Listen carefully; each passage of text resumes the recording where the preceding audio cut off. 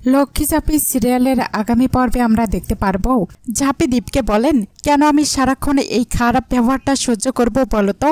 দীপ বলেন, আমারও ভালো লাগে না ঝাঁপি, ঘুম থেকে উঠে কারোর সঙ্গে খারাপ ব্যবহার করতেই, কিন্তু তোকে দেখলেই না আমার মাথায় আগুন জ্বলে ওঠেই, মনে পড়ে যাই তুই কি করেছিস আমার সঙ্গেই। ঝাঁপি বলেন, ইচ্ছা করে কিছু করিনি, যা করেছি নিয়তির পুতুল হয়ে করেছি, আর ইনফ্যাক্ট আমি কিছু করিনি, যা হবার হয়েছে, আর সেটাই একা তোমার সঙ্গে হয়নি যে তুমি সারাক্ষণ ভিকটিম কার্ডে খেলে যাবে, আমাকে ভিলেন বানিয়ে যাবে, সারাক্ষণ আমার সঙ্গে খারাপ ব্যবহার করে যাবে। তোমার জীবনটা ঘাটলেও আমার জীবনটাও ঘেটেছে, সেটা প্লিজ এবার অ্যাকসেপ্ট করো।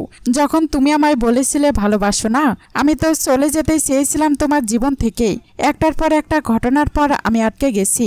এবার যখন বুঝতে পারছি যে এর থেকে আমার কোনো নিস্তার নেই, আমি তোমার সঙ্গে জুড়ে গেছি, বাকি জীবন তোমার সঙ্গেই কাটাতে হবেই, তখন আমি আমার নিয়তিকে মেনে নিয়ে জীবনে এগিয়ে যাব না?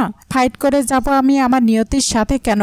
আমার জীবনে আর কোনো কাজ নেই, আমার কেরিয়ার নেই, আমার লক্ষ্য নেই। আমার জীবনে অনেক বড় বড় লক্ষ্য আছে, আর সেটা তুমিও খুব ভালো করে জানো, আর সেটা পূরণ করার জন্য আমার মানসিক শান্তি চাই, নইলে আমি আমার সেই স্বপ্নগুলো পূরণ করতে পারবো না। দীপ ইনকাকে বলেন, কেন তুমি করলে এটা ইনকা? ইনকা বলেন, তো আমি আর কি করতাম দীপ, তুমি একটা রাতের মধ্যে আমাকে তোমার জীবন থেকে ছুঁড়ে ফেলে দিয়েছো। হ্যাঁ, আমি বলেছিলাম যে আমি তোমাদের জীবনে আর ঢুকবো না, কিন্তু এত বছর ধরে আমি যে মানুষটাকে ভালোবেসেছি তাকে এত সহজে ভুলে যাওয়া যায়? তাকে অন্য একটা মানুষের হাতে এভাবে ছেড়ে দেওয়া যায়? এত সহজ না দীপ না।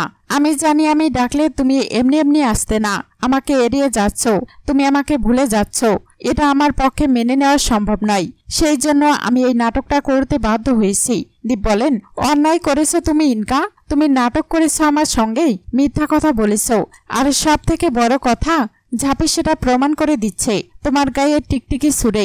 এটা তোমার থেকে আমি অপমানিত বেশি বোধ করছি, আমাকে প্লিজ ছোট করো না, তুমি আমার কাছ থেকে আর কিছু এক্সপেক্ট করো না ইনকা। আমাদের দুজনের রাস্তা সম্পূর্ণরূপে আলাদা হয়ে গেছে, আমাদের মধ্যে না বন্ধুত্ব ছাড়া আর কোনো সম্পর্ক সম্ভব নয়। আমিও মেনে নিয়েছি, তুমিও মেনে নাও ইনকা। ইনকা বলেন, না দিবি, এটা আমি পারবো না।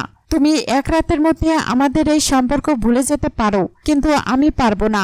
দীপ বলেন, আমি কেন ভুলে যেতে চাইছি, আমি কেন বদলে যাচ্ছি তুমি সব থেকে ভালো করে জানো ইনকা। কালকে তুমি দেখেছো আমি আমাদের ভালোবাসাকে ছাড়তে বাধ্য হয়েছি, তুমি সবটা জানো। ঝাঁপি দীপকে বলেন, বা দারুণ, ওদিকে আমি তোমার জন্য উপোস করে বসে আছি, আর এখানে তুমি নাটকে মিথ্যাবাদী মেয়েটাকে আদর করে স্যুপ খাওয়াচ্ছ। দীপ বলেন, ঝাঁপি তুই এখানে?